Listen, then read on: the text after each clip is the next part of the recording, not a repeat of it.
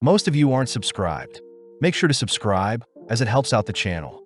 Without further ado, the anime opens with our MC Aizawa Azusa, a 27-year-old corporate slave working her life away without experiencing any romantic relationships. But suddenly one day Azusa collapsed due to overworking. Appearing before a goddess as a yellow orb, the goddess feels bad for Azusa, offering Azusa a carefree life with an immortal body. Reminding Azusa that mana will be used in her new world, the goddess sends Azusa off into the highlands, starting her off with a 17-year-old body. Having been dropped into a new world, Azusa is amazed she can read this world's language, spotting a home that is vacant and free to live in. Admiring her new body, Azusa says she looks like a witch, exploring the home only to spot a field and a village nearby. Having been given a weapon and some coins, Azusa heads out, only to run into a slime. Unsheathing her sword, Azusa slashes at the slime, but the creature simply evades, retaliating with an attack but does no damage to Azusa. Going all out, Azusa slays the slime, only to notice a gem drop from it. Heading to the nearby village, Azusa learns the village is named Flata, instructed to visit the nearby Adventurers Guild for work. Greeting the receptionist, Azusa learns that Flata village is quite peaceful, with only slimes roaming the area. The receptionist tells Azusa that the gems she acquired are magical stones and can be exchanged for money, but first the receptionist checks Azusa's stats. Azusa confirms that she has the witch class with a level of 1, but the receptionist points out how lucky it is to have immortality at such a low level. Just like that, Azusa's life consists of her taking it easy, starting each day by sleeping in only to tend to her fields. When she needs exercise, she slays slimes, aiming for 25 every day, and visits the forest occasionally to acquire the exact herbs she needs, thanks to her witch skill, only to sell them to the nearby village. After indulging in the laid-back life for 300 years, Azusa is seen tapping the slimes, curious as to how strong she's grown over time. Heading into town, Azusa is well known by everyone, having frequently treated patients with her medicine and even fighting off a plague that struck the town. Grateful to be given so much attention, Azusa exchanges her magical stones, only to be asked by the receptionist Natalie how strong she is. Having not checked in 300 years, Azusa chooses to evaluate her stats, shocking Natalie when she sees Azusa is level 99. Refusing to believe she's grown so strong by defeating mere slimes, Natalie points out Azusa has an ability that boosts her experience points earned, explaining how Azusa acquired over 10 million points over time. This is equivalent to 4,380 dragons slayed, meaning Azusa must be the strongest in the world. But Azusa states she doesn't want this attention ruining her peaceful life. Azusa asks Natalie to promise not to leak her status to anyone, heading to a nearby waterfall, only to freeze the entire location with a single ice spell. Forced to accept her insane growth, Azusa uses ice and fire magic to freeze and thaw meals, but one day suddenly gets a knock at the door. Spotting 4 adventurers outside, Azusa is petrified to hear them call her the level 99 witch, failing to come up with an excuse to convince them otherwise. With no other choice, Azusa takes the 4 all at once, drawing a circle and asking them to leave quietly once they lose. Seeing the enemy casting a wind spell, Azusa attempts to mimic the spell, but accidentally unleashes a devastating tornado that ends their duel. Rushing to the guild, Azusa asks if Natalie had leaked her true level, learning that Ernst the adventurer was the one who eavesdropped and leaked their earlier conversation. With word of Azusa's level spreading, Azusa is visited by the most powerful dragon of Nanterre, Laika, who challenges Azusa to a duel. When Azusa refuses, Laika threatens to rampage and destroy everything, forcing Azusa to accept. With Azusa donning her witch clothing, she takes flight to match Laika's wings, prompting Laika to unleash a fiery breath, only to be cancelled out by Azusa's ice magic.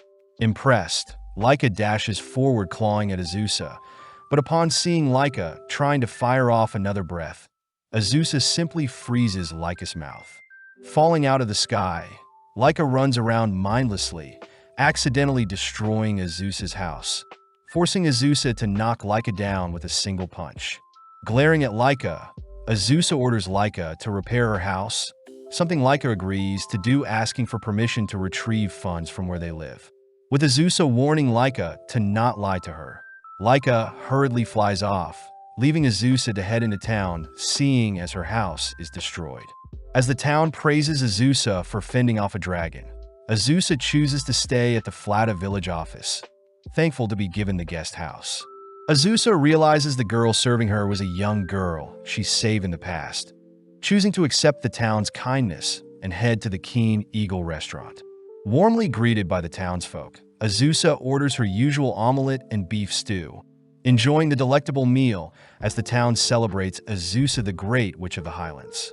Waking up the next day, Azusa receives a visitor, asking who the redhead before her is, only to be stunned realizing Laika has changed into her human form.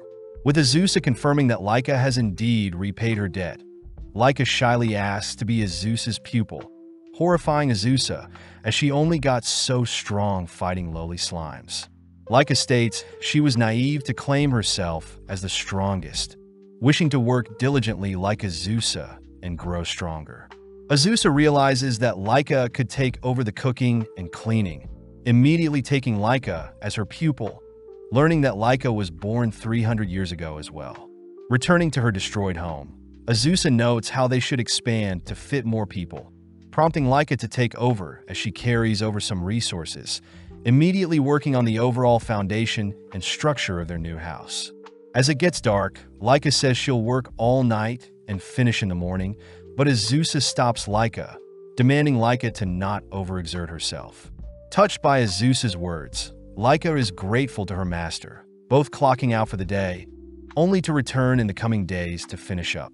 With Azusa amazed by Laika's hard work, they rush into town to celebrate, all whilst Azusa thinks about her new life with her first pupil. With Azusa taking Laika with her to slay slimes, Laika is amazed at Azusa's speed when dispatching slimes, but is disappointed to hear Azusa only takes down slimes to train. Azusa scolds Laika for wanting to fight stronger enemies in order to boast about it, reminding Laika to take things one step at a time. But as the two collect the magical stones, a mysterious girl glares at Azusa from the forest. As the two head home, Laika offers to cook Azusa a meal, shocking Azusa seeing the plus-size dishes. As the two dig in, Azusa says they'll rotate chores, asking Laika if she has any questions for her, intrigued to hear Laika fears for the nearby village.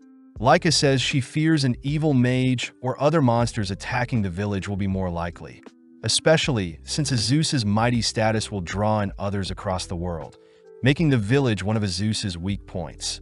Laika suggests that they create their own magic, both heading to a cliff only for Laika to draw up a magic circle for Azusa to use. Positioning herself in the middle of the magic circle, Azusa infuses the circle with her mana, casting a powerful barrier over the nearby village. In an instant, Azusa's spell catches a thief, shocking the townsfolk as they celebrate another heroic feat by Azusa. Azusa also takes the chance to introduce Laika the dragon to the villagers, all welcoming Laika wholeheartedly. As we cut to several days later, where Laika has perfectly picked up Azusa's carefree habits. Sadly, Azusa hears a knock at the door, spotting a small girl claiming Azusa to be her mother. Revealing her name to be Falfa, Falfa mentions that her younger sister had done her research into Azusa, but Laika is more fixated on Azusa's love life. Hearing Falfa mention her sister is hunting Azusa down, Laika invites Falfa in, serving her some cookies only to ask for the name of Falfa's sister. Revealed to be Shalsha, Falfa adds that Shalsha has a grudge against Azusa since Azusa has been slaying her kind. Azusa asks if Falfa is aware of what Shalsha may attack with. Surprised to hear Shalsha is learning Smite evil magic, magic that gets stronger the more specific the target. Laika says it takes decades to master such a spell, confirming that Falfa and Shalsha are both 50 years old, but suddenly Falfa states that Shalsha has appeared.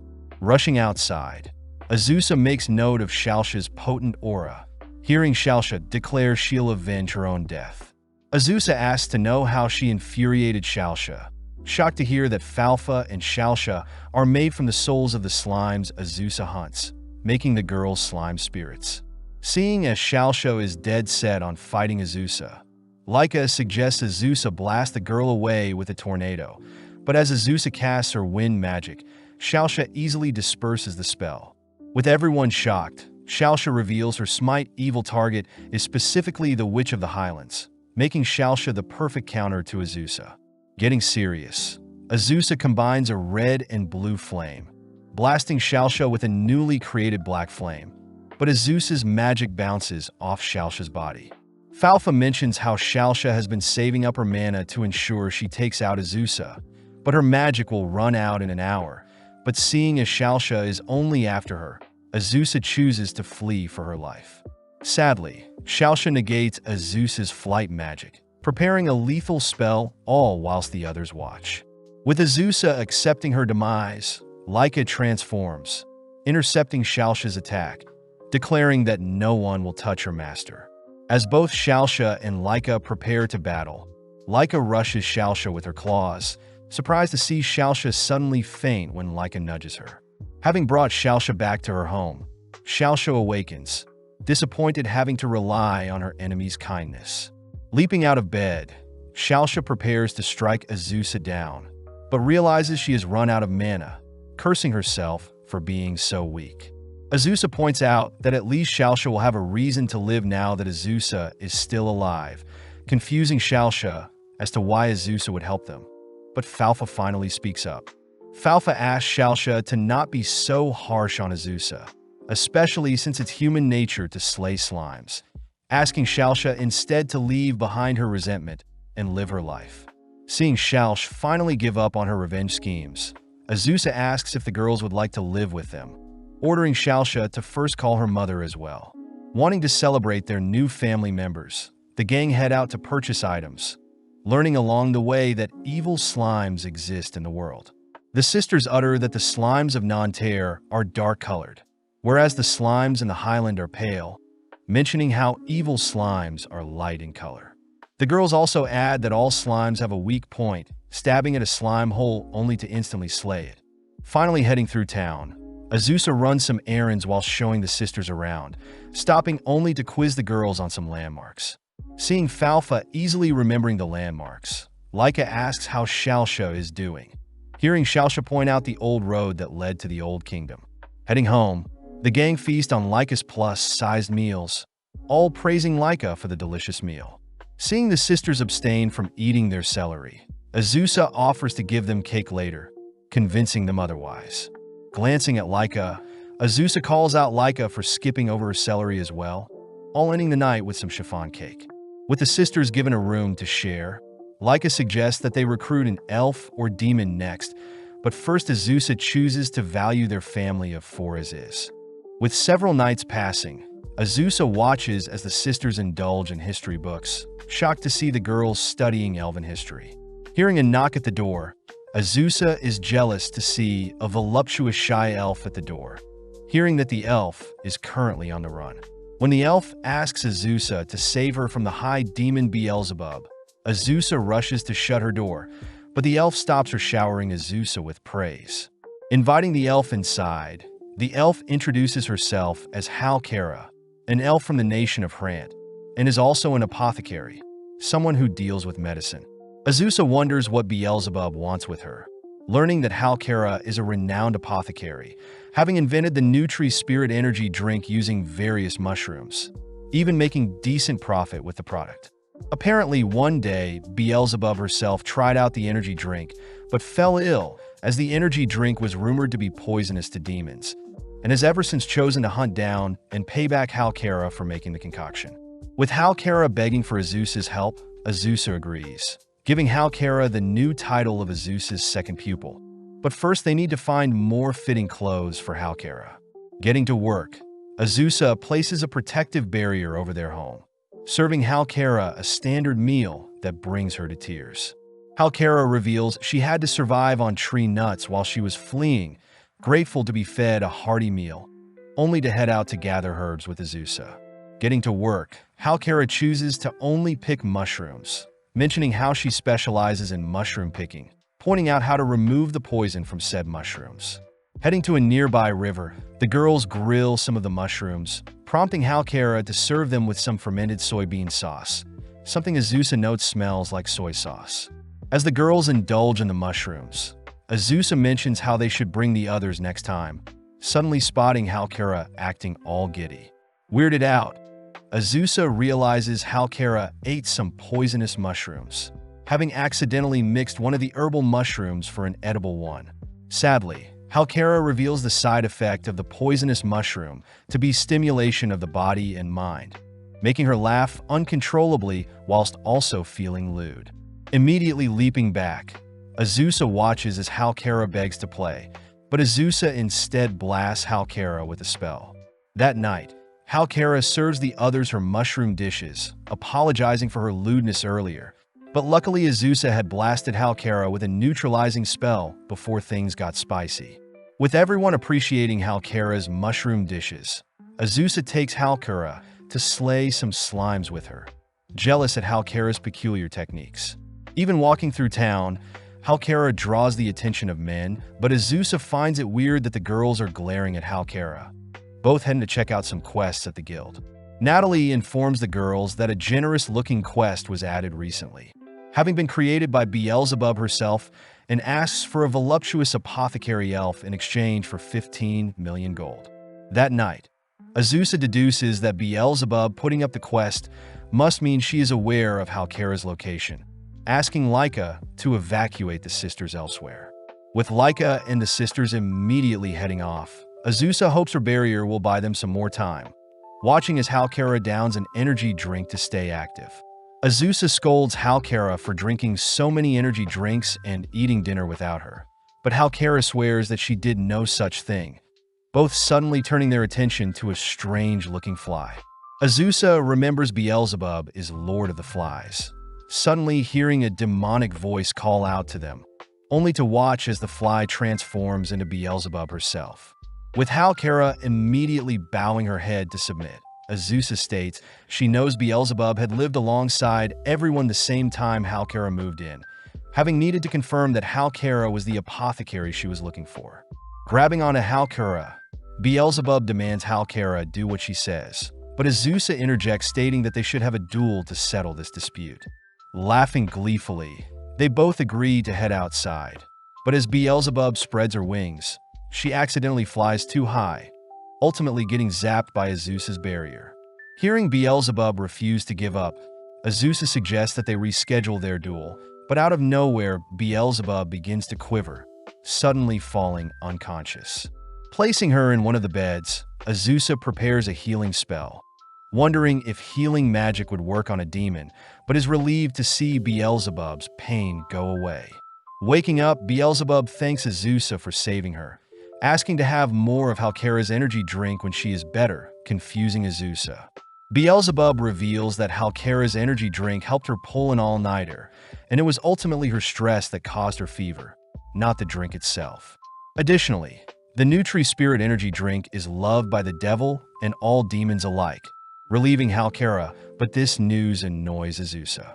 The next morning, Halkara explains everything to the others, revealing that she will continue production of her drink in their current province. Hearing that Halkara wants to remain as Azusa's pupil, Azusa has no problem suddenly hearing Beelzebub asking for a rematch when the time comes.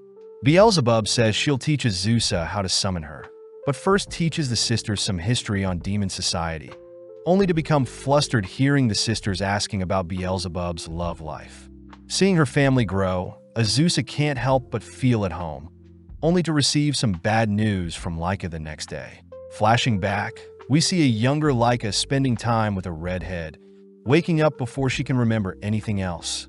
Following Azusa, she's sad to report she had no love life, disappointing Halkara as she personally deems herself a youthful teen, being only 200 years old. As for Falfa and Shalsha, they both admit that they love Azusa, all sitting down for the breakfast Laika prepared for them. Before they dig in, Laika announces that she'll be returning to her hometown, worrying everyone as they ask to know why. Before Azusa can jump to conclusions, Laika states that she'll be attending her older sister's wedding, inviting everyone to come along. Gladly accepting, they all set off towards Mount Rocco, Laika's hometown. Seeing Halkara being air-sick, they make a pit stop near a river, only to continue their journey only to stop near a volcano. Having arrived at the first venue, the gang are amazed to see a gathering of red dragons. But suddenly, some acquaintances greet Laika, girls that Laika used to go to an all-girls school with. Heading to meet Laika's parents, Halkara accidentally gets mistaken for food, fighting for her life to survive. Reuniting with their daughter, Laika's parents thank Azusa for taking her in, introducing everyone to Layla, Laika's older sister. Halkara takes the chance to ask how Layla fell in love. Happy to hear it took 80 years for Layla to fall in love with her childhood best friend. With Azusa hoping that everything goes well for Layla, a sudden swarm of blue dragons appear, all blasting the surrounding area with their ice breaths. Laika reveals that blue dragons are from the Haint province and have come to crash the wedding, spotting Flatort, renowned as the bully queen of the blue dragons. Flatort voices how jealous she is not to be married even after 400 years, stating that she'll freeze over the nearby volcano. But this forces Laika's father to call for an all-out war.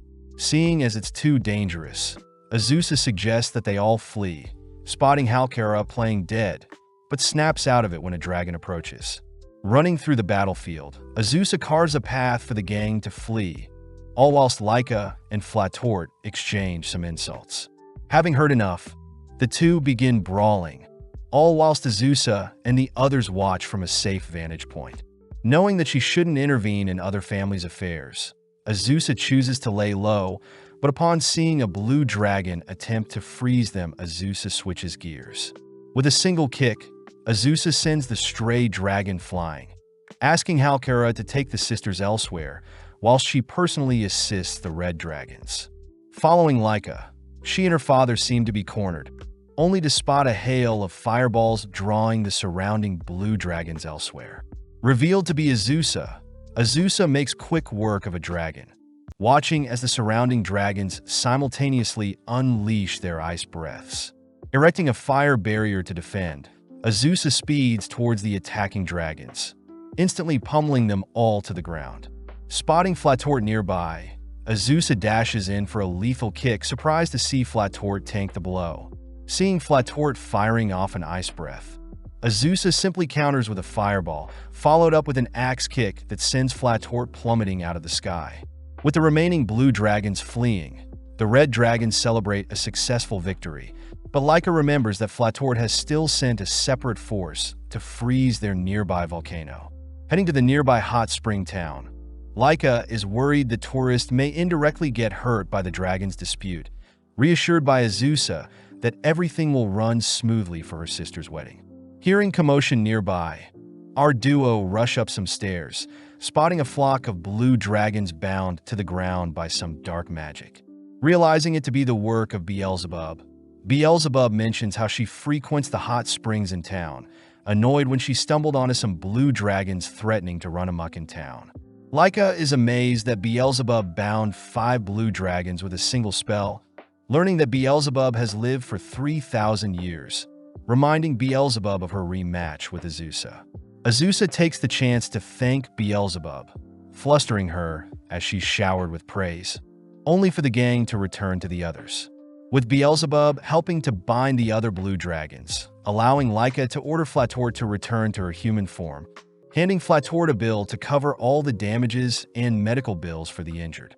Seeing Flatort refuse at first, Laika states Flatort will remain bound until she accepts, ultimately forcing Flatort to agree.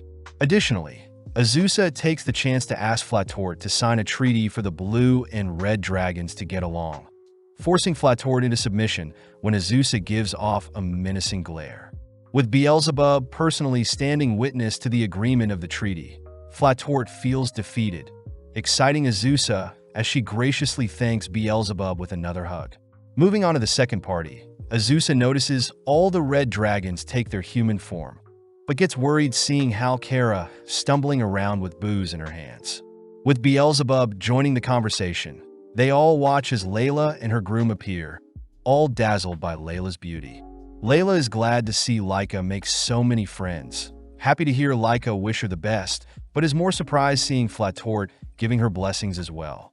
That night, Azusa and Laika catch some fresh air, leading Laika to request something from Azusa. As Laika rests on Azusa's thighs, she mentions how Layla would also comfort her when her parents scolded her, grateful that Azusa will now take care of Laika in Layla's place moving forward. With both girls returning to the party, they're disappointed seeing Halkara completely sloshed, forcing Beelzebub to hoist her away. Seeing Azusa has returned, Beelzebub suggests they all indulge in the hot spring, cutting to later that night where the girls all decompress. Azusa points out how Beelzebub is like an older sister. Flafa and Shalsha are her daughters. Laika is her younger sister, and Halkara is the troublesome junior. Having returned home, the gang find it strange hearing Halkara asking to do her chores earlier in the week, all convinced that Halkara has finally decided to move to Nazcute. With Halkara returning late that night, the gang throws Halkara a final goodbye party, but Halkara reveals that she is simply building another factory in Nazcute. With days passing, the gang notices Halkara always leaving bright and early only to come home late, something Azusa orders Halkara to avoid, but Halkara can't help it. Apparently, a ghost had appeared near her factory, and her factory is low on workers, creatures known as bound or separated spirits. Ghosts normally pass away and can't leave their home, prompting Halkara to beg Azusa to help her, something Azusa can't refuse seeing her adorable pupil desperate. The next day, Azusa makes use of a summoning circle, accidentally summoning Beelzebub into the bathtub instead of the summoning circle. When Beelzebub is asked to help out with removing the ghost, the sisters charm Beelzebub into agreeing, all waiting until night only to head to the town of Nazcute. At first glance, Halkara's factory is quite creepy, especially with the weird cat statue she placed outside. Nonetheless, Beelzebub takes the lead, allowing Azusa to hold her hand, followed by Halkara tagging along. With our trio heading to the most common room of the ghost sighting, Beelzebub gets annoyed seeing how cowardly Azusa and Halkara are, ordering the ghost hiding to show herself. As Beelzebub threatens to incinerate the entire factory if the ghost refuses to appear, Beelzebub spots a chair moving, rushing over to apprehend the ghost. Turning on the lights, the girls greet Rosalie, the ghost of a girl who took her own life. Rosalie revealed that when she was alive, she was a noble, kind, and polite person, but after being sold off by her parents, Rosalie gave up on life and ultimately became a ghost. Azusa asks what Rosalie plans to do with the rest of her life, annoying Beelzebub when Rosalie says she doesn't know. Instead, Beelzebub offers to erase Rosalie from their world. Rosalie quickly begs for her life, stating that she won't bother Halkara and her duties, but Rosalie points out she is unable to leave the factory. Beelzebub points out that Rosalie will be able to bypass any restrictions if she possesses a human and uses them as a vessel, but the human must be weak and easy to control. Unanimously turning to Halkara, Halkara is strapped to a chair, reminded that she is giving her body to save her factory. Giving it a go, Rosalie enters Halkara's body, amazed that the possession worked, but is more fixated on Halkara's assets. Azusa suggests that they move Rosalie to their home, wanting to give Rosalie the life she never got when she was alive, a remark that makes Rosalie cry, swearing to be Azusa's sister for life. Introducing Rosalie to everyone else, Beelzebub chooses to head to sleep first, leaving Rosalie to show everyone what she can do. Sadly, Rosalie fails to leave Halkara's body, something Beelzebub believes is due to Rosalie and Halkara's perfect compatibility. Beelzebub points out that Halkara will lose her body if Rosalie spends too long in her, and sadly Rosalie can't take her life since it would mean Halkara will pass as well. Brainstorming some ideas, the girls first try shaking Rosalie out, failing only to try and knock Rosalie out, but when that doesn't work, the gang tries scaring Rosalie out. Up in the sky, Laika flies Rosalie up very high, trying to scare Rosalie out, but she fails to separate from Halkara's body. Next, Laika flips upside down, dumping Rosalie to fall to her doom, but catches her before she hits the ground. Trying various tactics, the gang tries scaring Rosalie with demonic summons, tying and sending her down a river, and even getting a priest to try and separate them, but ultimately no luck. Seeing as they're running out of time, Azusa wonders if Halkara will return if Rosalie is put to sleep, pouring a glass of wine only to have Rosalie drink it. In an instant, Rosalie knocks out, allowing Halkara to reclaim her body, having not remembered anything since she was possessed. Now all the gang needs to do is wake Rosalie up as well, prompting Beelzebub to toss Rosalie into an ice bath, ejecting Rosalie from Halkara. Now officially welcomed into the family, Rosalie apologizes for causing all the rumors at Halkara's factory, but when Rosalie shows off her psychic abilities to move things with her mind, Azusa gets an idea. Heading back to Nazcute, Rosalie clears up any evil hauntings by helping to clean up the town, forever grateful to Azusa, seeing as she has found new purpose even after death. A few days later, Beelzebub announces that Azusa will be receiving a Demon Medal of Honor, praise for ending the dispute between the red and blue dragons. With Azusa accepting the award, the gang are shocked to hear the ceremony will be held in the demon realm, reassured by Beelzebub that demons are well-mannered creatures, and as long as they all show respect, there should be no issues. As the gang all collectively watch Halkara scoffing down her food, Halkara is later seen quivering at the thought of being around demons, wondering if she could fake being sick on the day. Azusa announces that they'll need formal dresses, asking if Rosalie would need to buy a new dress, but realizes that neither them nor Rosalie knows how to change out of her clothing. With Shaosha suggesting to visit a ghost specialist, the gang head to a strange hut in the woods, learning from an old man that the appearance of a ghost along with its clothes can't be changed since it's a manifestation of her past life. Heading into town, the gang wonder if Rosalie can reimagine a new outfit, something Rosalie says she can't. When Rosalie reassures everyone she'll be fine wearing the same clothes for the rest of her life, Azusa asks Rosalie to be more honest with herself, happy to hear Rosalie would like to wear a dress like everyone else. Getting to work, Azusa makes use of her create magic spell, working through the night to come up with a solution for Rosalie. The next morning, Azusa asks Rosalie to imagine herself wearing a dress, asking Rosalie to believe in her. With days passing by, Rosalie imagines a world where she has donned the dress Azusa has shown her, giving Azusa space to work on a new spell, only to have Rosalie and herself stand in different magic circles with the dress placed in the middle. Channeling mana into the magic circle, Rosalie is encased with magic, re-emerging with an outfit change fit for a ceremony. Azusa says she had worked on a spell that changed her image of Rosalie, but suddenly a massive floating creature appears, having been called by Beelzebub to pick up the girls for the ceremony.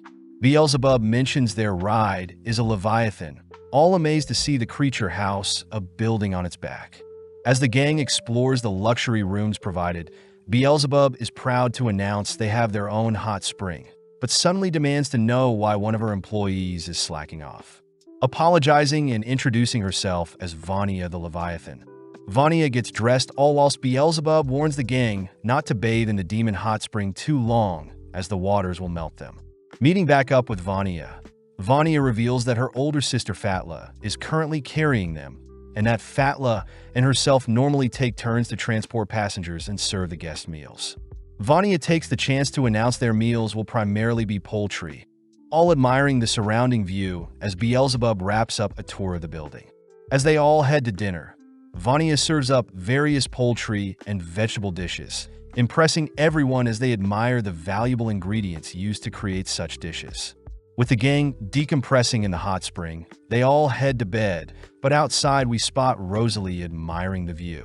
Looking off into the endless abyss that is the demon realm, Rosalie notices Halkara has woken up, having wanted some fresh air. Rosalie thanks Halkara once again for helping her explore the greater world, but Halkara reminds Rosalie that their family and such things are natural, heading off to take another bath before going to bed. The next morning, Azusa is glad to see everyone in such high spirits, horrified upon learning that Halkara was last heard visiting the hot spring while sleepy. Luckily, Halkara had fallen asleep under the bed. Cutting to later that morning, where Beelzebub introduces everyone to the royal capital of Vanzeld, mentioning how the gang will first meet the Demon King before the ceremony. Scared stiff, Azusa double-checks she wasn't hearing things, horrified upon confirming that they're heading to meet the Demon King now. Landing in the city of Vanzald, the gang are escorted by carriage, spotting all types of demons that resemble both humans and animals. Arriving at Vanzald Castle, Azusa finds an excuse to avoid meeting the Demon King, but Beelzebub reminds everyone that the Demon King wants to personally meet them. Upon entering the castle, the gang spot a maze-like structure, learning that the maze is meant to trick attackers or intruders, but luckily Beelzebub has no issues escorting everyone through the maze. Now in front of the throne room, Beelzebub reassures everyone that the Demon King is quite easygoing, opening a pair of massive doors, only to lay eyes on the jaw-dropping throne room. Before the gang can reach the center of the room, a small demon girl excitedly greets everyone, first shaking Azusa's hand only to move on to Halkara. Having accidentally squeezed too tight, the demon girl heals Halkara, but Halkara asks that the demon girl leave them alone, fearing that the Demon King is waiting for them. Leica points out how the throne is currently vacant, all hearing as Beelzebub announces that the Demon King is standing right in front of them, revealed to be the demon girl, Demon King Provapicaralies. Immediately bowing her head, Halkara apologizes for being so rude, relieved to hear Pakara won't take anything to heart. Rushing to raise her head, Halkara accidentally knocks out Pakara with a head, but prompting the demon's guards to surround the girls as Halkara is ultimately imprisoned, set to be executed and her village may be offered as collateral. With the gang locked up as well, they quiver learning that they may be punished as well, but Azusa remembers Beelzebub suggesting that the gang wake up Pakara as only the Demon King can overturn sentences. Creating a plan, Azusa first gathers some hot water and tea set. Next, Azusa has Rosalie scout their surroundings, confirming that a garden is nearby that may house the plants Azusa is looking for. Having Leica transform into a cuter-looking dragon form, Leica is sent out to retrieve several plants, allowing Azusa to create an analeptic drink that will wake Pakora up. At that moment, Vania is seen clinging onto their window, having been sent by Beelzebub to relay a map for the gang to locate the sleeping Demon King. Upon hearing that Pakora is resting in the first aid room, Vania hands Azusa a devilish doctor disguise, annoying Azusa as she thinks Vania is toying with her. With Vania personally guiding Azusa through the castle, Vania notes how she didn't want to get involved, but Beelzebub had ordered her to assist. Making it to the first aid room, Vania is stopped by several high-ranking demons, demanding to know who Vania has brought, but seeing Vania struggling to come up with an alias and Beelzebub ignoring them, Azusa has no choice but to shed her disguise, announcing herself as the Witch of the Highlands. As several demons rush to restrain Azusa, Azusa instantly knocks them out with a single punch, forcing several demon mages to gather, simultaneously blasting Azusa with magic. Unfazed by the demon's magic, Azusa wipes out the enemies, impressing Beelzebub as Azusa could do some crazy things if she chooses to. Finally entering Pakora's resting area, Azusa prepares to drip-feed Pakora her medicine, but is stunned to see Pakora suddenly wakes up. Having detected a strange substance near her, Pakora had instinctively awoken, demanding to know what Azusa was trying to feed her. Hearing Azusa reassure her it was just medicine to make Pakora feel better, Pakora leaps out of bed, demanding to duel Azusa to prove Azusa is not an assassin. With Pakora wielding a sword, they both head outside, prompting Pakora to make the first move. Having dodged Pakora's first slash, Azusa speeds up, spotting hundreds of more slashes aimed at her. Seeing as Pakora is slowly dicing away at her clothing, Azusa is forced to relinquish her hat to avoid a lethal blow. Seeing Azusa running away, Pakora reminds Azusa that her elf friend's life is on the line, triggering Azusa as she dodges Perkera's barrage of slashes only to leap over her. Warning Pakora to not toy with her family, Azusa rushes in close, igniting her fist, which forces Pakora to defend with her sword. With Pakora losing grip of her blade, she is smashed into the nearby castle, realizing her blade has been shattered by Azusa's fist. Cornering Pakora, Azusa declares that she has won, forcing Pakora to agree to spare Halkara. Surprisingly, Pakora deems Azusa her new sister, having always wanted a sister to boss her around, and had only tested Azusa to see if she fit the role.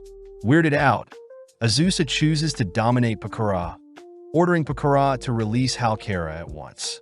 Listening to Azusa, Pakura officially rids Halkara of any crimes, impressing Beelzebub as Pakura has taken a liking to Azusa. Sitting down for some tea, Azusa is forced to listen to Pakura recount dreams of one day serving someone, annoyed that Beelzebub refused to talk down to her. Pakura takes the chance to ask Azusa to give her a kiss, wanting to recreate a love scene between a tale of two sisters sharing their affection. But Azusa states she can hug Pakura at most. Choosing to beg, Pakura ultimately convinces Azusa to kiss her cheeks. But when Azusa performs the kiss, the others suddenly stumble into the room, accusing Azusa of fiending over girls. Pissed, Pakura orders the execution of Azusa's party for ruining the mood. But the sisters take the chance to ask for a kiss of their own, prompting the sisters to kiss Azusa in return. Seeing Azusa hugging everyone, Pakura concedes, clasping onto Azusa, only to reveal the ceremony tomorrow has a surprise for them. The next day, various prestigious demons gather for the ceremony, amazing the girls as they dress to impress. Kicking off the ceremony, Pakura starts by announcing the recipients of the demon medals, ultimately landing on Azusa as Azusa is given a medal in the peace category. Surprisingly, Pakura calls Laika to the stage as well as Flatort, awarding all 3 demon medals only to force Flatort to promise to never break their treaty. Seeing as demons are multiracial and prestigious, Pakura asks Azusa to stroke Flatort's horns. Seeing Flatort agitated, Azusa learns that blue dragons only allow their masters to touch their horn, but seeing as it is to hold up their peace, Flatort gives in. Kneeling down, Flatort feels ashamed to allow Azusa to touch her horn, declaring that she has now submitted to Azusa herself. That evening, the gang ride back on the Leviathan, noticing that Fatla is now serving them. Azusa does wonder why Flatort is riding home with them, learning that since she is now Flatort's master, Flatort must accompany Azusa wherever she goes. As Fatla returns with some drinks, she accidentally trips, forcing Flatort to intercept, getting doused in order to protect Azusa. Heading to clean off, Azusa hears that the blue dragons normally serve dragon knights, swearing complete loyalty to their masters. Seeing Flatort so lifeless, Azusa orders Flatort to live for herself, stating that Flatort is finally free from her ancestry. Heading outside, Flatort asks Azusa to spoil her with some head pats, annoying Laika as she drags Flatort away from Azusa. As Laika and Flatort fight, the others listen in on their bickering, all whilst Azusa thinks about how they have a new family member. On a bright and sunny day, Azusa enjoys the peaceful atmosphere, only to hear Laika and Flatort fighting downstairs. Heading downstairs, Azusa demands to know what all the commotion is about, learning that the girls had simply been arguing over whose cookies were better. Rosalie explains that since the girls swore to never fight physically, they choose to face off with their cooking, leaving Azusa to decide the victor. Upon tasting both of their dishes, Azusa states both are equally as good, but off to the side, the other girls suspect that dragon girls get quite angry after not eating fresh meat in a while. At that moment, Natalie visits, mentioning how there is an overabundance of longhammer boars roaming the Nika forest, showing them a quest involving said boars that normal adventurers can't accept. At first, Azusa refuses since she doesn't need any more money, but Natalie mentions how boars aren't monsters and are instead animals that can be harvested for meat. Eager to eat meat, Flatort and Laika beg Azusa to accept the quest, something Azusa can't refuse as it'll make the dragon girls less agitated around each other.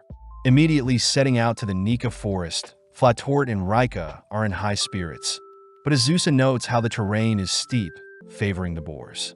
Having left the more frail girls at home, Rosalie appears to report her findings up ahead, mentioning how there are 15 boars gathered near a river. Brimming with excitement, Flatort rushes towards the direction of the boars, but ends up getting caught by the various branches, annoyed that her clothes are getting in her way. Coming up with a solution, Flatort strips, rushing towards the river only to return embarrassed, having been spotted by several female adventurers.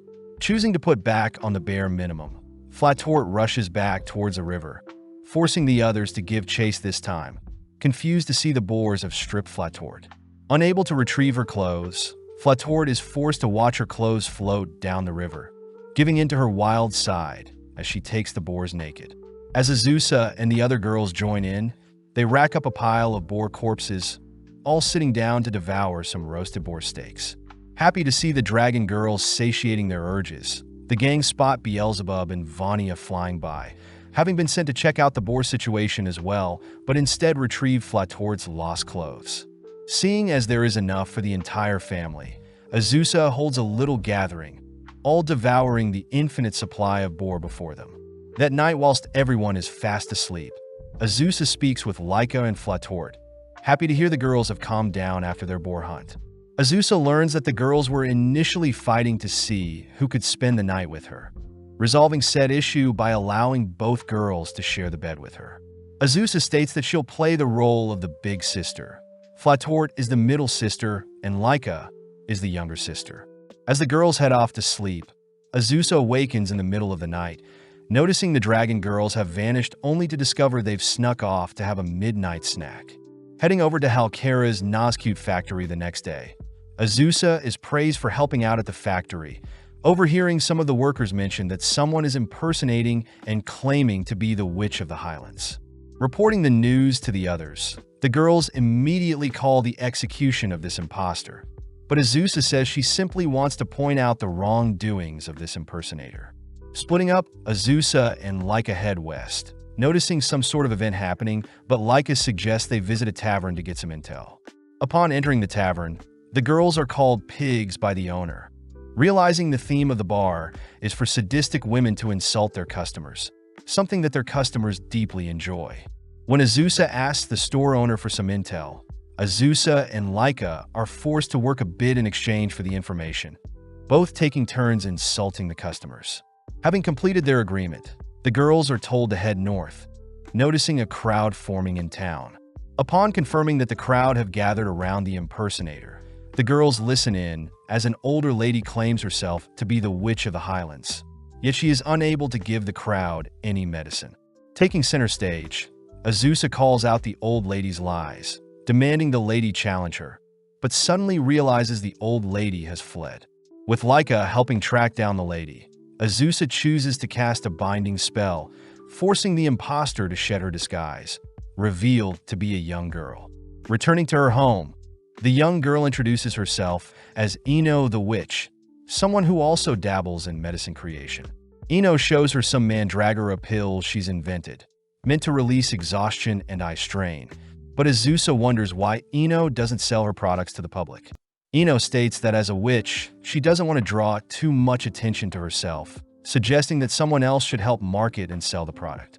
Laika points out how inconsistent Ino is, wanting to remain humble as a witch yet make a living by selling her product, but Azusa helps clear up the misunderstanding. Azusa states that although Ino is a witch, she is still human, meaning her contradictory morals are to be expected.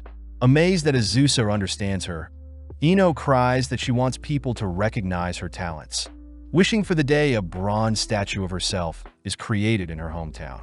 Happy to see Ino so honest, Azusa chooses to help Ino out, cutting to the next day where the gang visit a marketplace, spotting Ino all dressed up to sell her product, having disguised herself to avoid the stage fright. At the same time, Azusa spots Laika and Flatort selling her cookie for profit as well, weirded out to see the sadistic tavern owner has set up shop as well. With Ino's store popping off, we cut to several days later where Azusa is happy to hear Ino's pills are slowly growing in popularity, making Halkera wonder if there is a business opportunity to be made. As Azusa whips up a meal for the family, she is suddenly called by Shalsha, both rushing upstairs only to spot slime has invaded their home. Before Azusa can slay the slide, Shalsha reveals that the slime is Flafa, having just woken up to see her sister has become a slime. With the gang gathering around Falfa, they rack their brains for a way to turn Falfa back, wondering if Falfa can simply transform back to her human form. Sadly, Shalsha says slime spirits can do no such thing, making Azusa wonder if she'll need to create a spell to solve this rare scenario. Summoning Beelzebub once again. Beelzebub is heartbroken to learn Falfa has become a slime, revealing that Azusa should consult the intelligent slime that resides in the Demon Castle. With Laika helping escort the gang to the Demon Castle, Beelzebub leads them deeper underground to where the intelligent slime is, embarrassed to admit that she had forgotten how to navigate the maze-like castle. Having made it back to the surface, the gang are greeted by Pakura, asking for a kiss from Azusa, only to point the gang to a nearby shed where Beelzebub unearths a hidden passage, ultimately making it to the intelligent slime's lair. Seeing a board filled with words hung up on the wall, they learn the slimes use it to communicate, prompting Beelzebub to ask if the intelligent slime knows how to revert Falfa back to her human form. The intelligent slime states that the gang should visit the tallest mountain in the Temuriana province, where a magician slime will help with their problem. But seeing as it's getting late, Azusa says they'll resume searching tomorrow, giving the intelligent slime the nickname of Intelli. Returning home, Azusa helps feed Falfa some vegetables, relaxing with a warm bath only to head to the designated location the next day. Upon knocking on the home of the magician slime, Azusa is greeted by a young girl. Surprised to hear the magician slime is the girl, having used transformation magic to take the form of a human. Heading inside, Azusa gives the magician slime the nickname of Meiji, asking for help with Falfa's issue. Borrowing Falfa, Meiji stuffs her face into Falfa's body, figuring out that Falfa had turned into a slime due to her damaging a muscle when sleeping, suggesting the gang visit Fighter Slime, as transformation magic will only temporarily solve the issue. Meiji points the gang towards the southern town of Kelni, learning that Fighty the fighting slime is obsessed with growing stronger, having entered a fighting tournament, prompting Azusa to suggest she join and force Fighty to help them. The next day, the gang visit Kelni, surprised to see lots of buff men are lining up to participate in the tournament, even spotting Beelzebub disguised as to not draw too much attention. With both girls entering the tournament, both Azusa and Beelzebub easily progress to the semi-finals, but when Azusa gets pumped to face Fighty in the finals, Azusa spots Beelzebub defeating Fighty in the semi-finals, losing all motivation to continue participating. With only Azusa and Beelzebub's match left, Azusa is happy to see Fighty help restore Falfa to her human form, promising to win as to not let her family down. Seeing as it's the perfect stage for their rematch, both girls get serious, exciting Beelzebub as she rushes forward with a sneak attack. Reading her movements, Azusa attempts to counter, watching as Beelzebub spreads her wings to fly and evade, surprising onlookers as they fail to realize Beelzebub is a demon. Azusa asks that Beelzebub attack her face-on. Shocked to hear Beelzebub is aware of several weak points on Azusa, but seeing Beelzebub still hesitant to attack, Azusa is forced to taunt Beelzebub. Angry, Beelzebub dives head first at Azusa, but as the smoke clears, it's revealed that Azusa had stopped the attack by grasping onto Beelzebub's cheeks. Now on even footing, Azusa dashes in close for a punch, blocked by Beelzebub, who retaliates with a flurry of attacks. As both girls exchange equal blows, Beelzebub declares Azusa as a worthy rival, but Azusa can't help but notice Beelzebub growing weaker the longer they fight. Not wanting to finish off Beelzebub, Azusa suddenly hears Falfa proudly cheering her on, giving her the strength to finish the duel. As Beelzebub charges in for the finishing blow, Azusa slips her punch, finishing Beelzebub off as Azusa is declared the ultimate winner. With Beelzebub admitting defeat to Azusa, she asks for another duel in the future, pointing out how her victory today has given her more attention.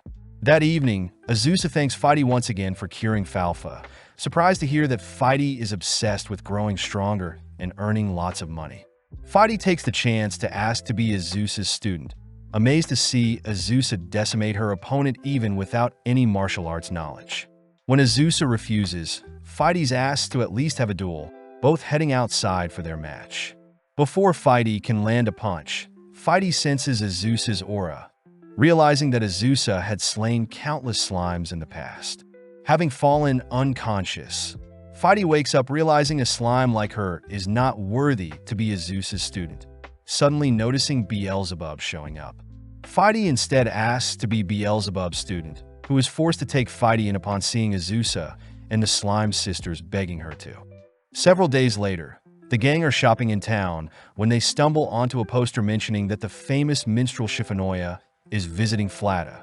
Sadly, none of the girls know Shifunoya. Turning to Flatort, Flatort reveals that Shifunoya is a talented minstrel that only plays in the capital, piquing Azusa's interest. Heading over to Shifunoya's gig, the crowd admires the minstrel's furry tail and fluffy ears. Out of nowhere, Shifunoya begins playing rock music at an extreme volume, scaring the crowd away as Flatort reveals Shifunoya's type of music is mainly death-style music. Flatort admits that Shifunoya isn't as famous as most minstrels, both watching as Shifunoya puts her heart and soul into her performance, only to realize Shifunoya had fallen unconscious having been starving. Taking her home, the gang watches as Shifunoya eats her fill, only to wash up, officially introducing herself as Cuckoo the Almiraj. The girls are surprised by Cuckoo's natural beauty, saddened to hear that Cuckoo's minstrel job doesn't pay the bills, having moved out of her hometown 63 years ago to pursue her musical passion. Sadly, Cuckoo's passion didn't translate over to her career, making Azusa offer Cuckoo to stay in their home for a while, surprised to hear Cuckoo plans to give up on her music career.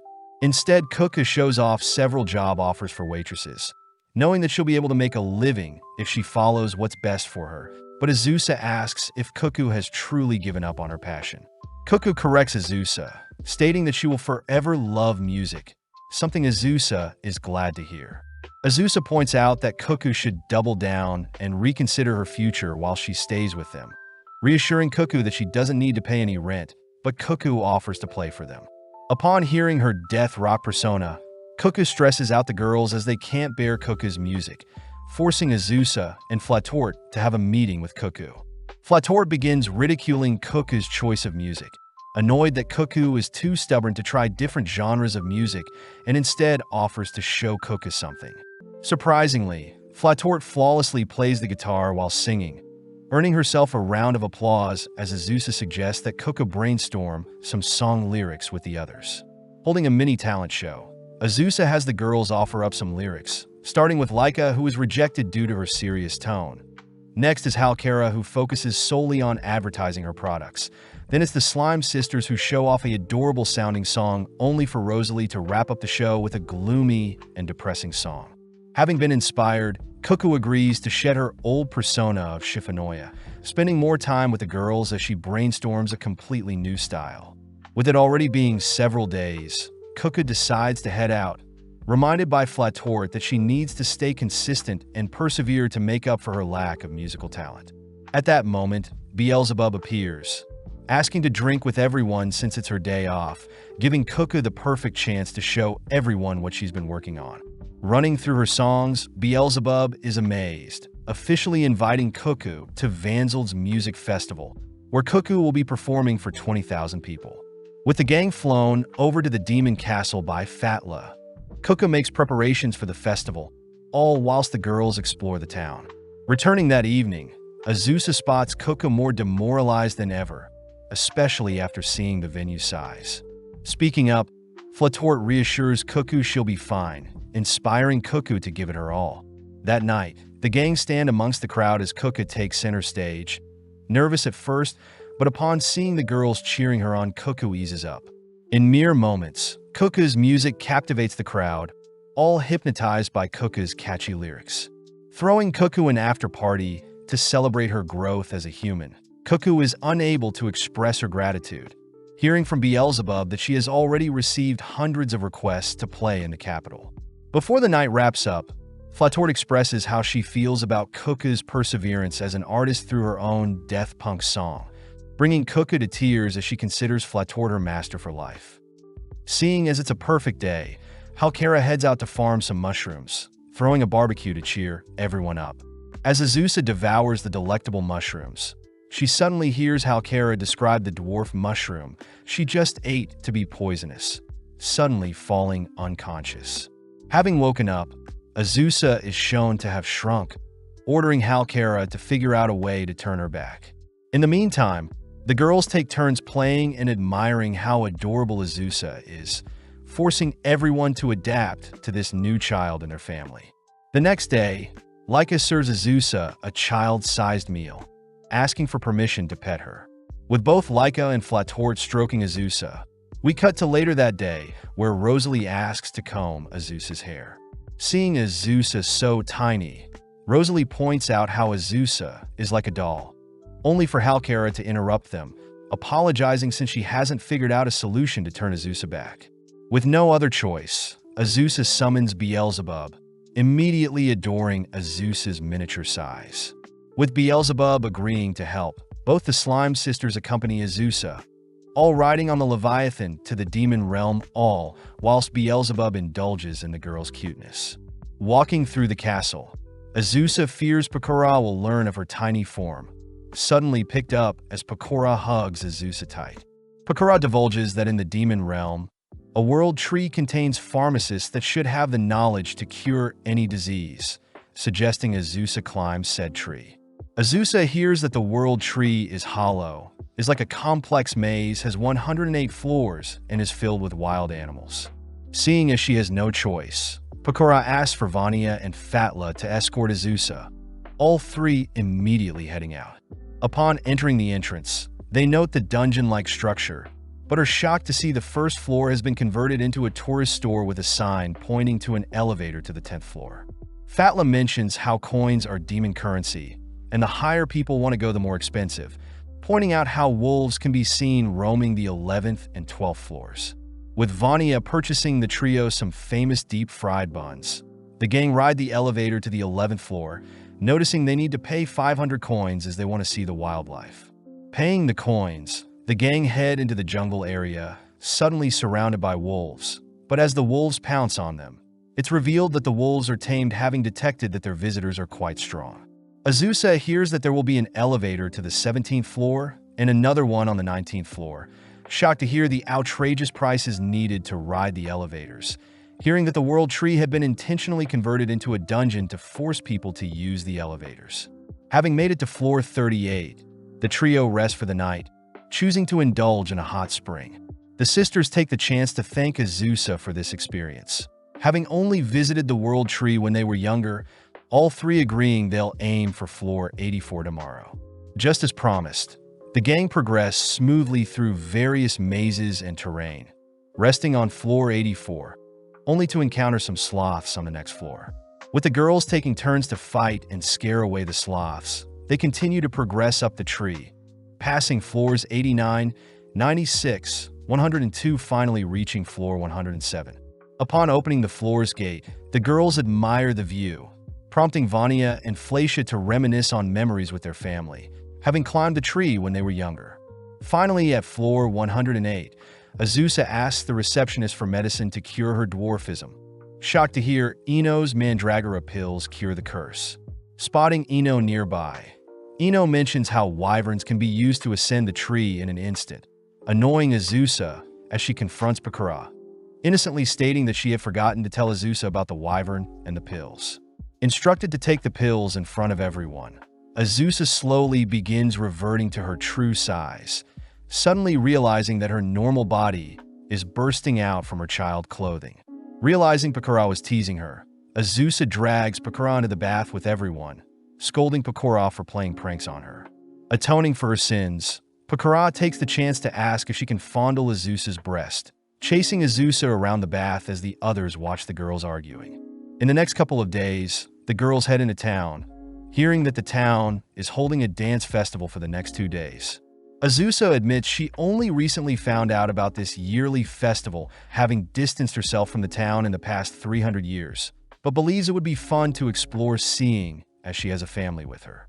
Stopping at a bar, Azusa notes that Halkara can make drinks, Laika can cook, and the Slime Sisters can serve customers, giving Azusa the idea of creating their own coffee shop for the festival. Rushing to take everyone's measurements, Azusa hands out maid outfits for everyone, adoring the Slime Sisters but shuns Halkara for not fitting into her outfit. As for Flatort, the gang can't help but admire her perfect fit, prompting Azusa to cast transformation magic on Rosalie so she can fit in. Finally, Laika reveals her own stunning fit, all heading inside to brainstorm a menu. But Azusa immediately refuses to allow Halkara to serve any of her products at their shop.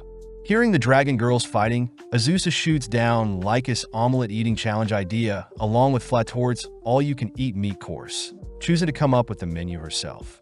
As the girls work together to convert their home into a coffee shop, they head into town that evening, all handing out flyers in preparation for the opening of their witch's house. Waking up bright and early, Azusa becomes speechless seeing the endless lines of customers, rushing the girls to get ready as Azusa announces their grand opening. Upon seating the customers, the girls get to work, all individually drawing the attention of each customer as they each show their own unique gifts and talents, pumping Azusa up as she sees the customers are enjoying the food and atmosphere. With Xiaoxia manning the cash register, Azusa watches as the girls speed up the service, only for Azusa to notice Beelzebub has lined up. Angry that Azusa didn't personally invite her to her store, Beelzebub heads out back, donning her maid outfit only to help the girls with the influx of customers. With Azusa checking in on the cooks, she's glad to see Beelzebub working so well with the others, heading to check on the customers only to realize Pakura has also joined in and is helping with serving. Additionally, Azusa notices that Flata and Vania are assisting the cooks, also taking over as managers to ensure a smoother workflow. With Fighty, Ino, and Cuckoo also showing up to help with service, Azusa closes up the store as Natalie herself finishes her meal. With Pakora and the Leviathan sisters leaving, the gang clean up, all celebrating a successful day, as Azusa reflects on how much she's changed since she's met everyone.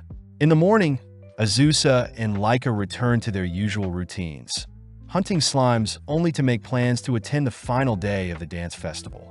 The season ends with the girls all offering to show Azusa their dance skills, only for Azusa to hear a knock at the door, graciously greeting their next visitor.